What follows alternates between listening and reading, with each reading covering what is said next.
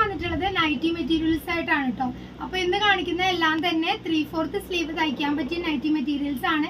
ഇതിന്റെ പ്രൈസ് വരുന്നത് 250 റുപ്പീസ് ആണ് കേട്ടോ. അപ്പോൾ എല്ലാം തന്നെ നല്ല കളർഫുൾ ആയിട്ടുള്ള മെറ്റീരിയൽസ് ആണ് കാണിക്കുന്നത്.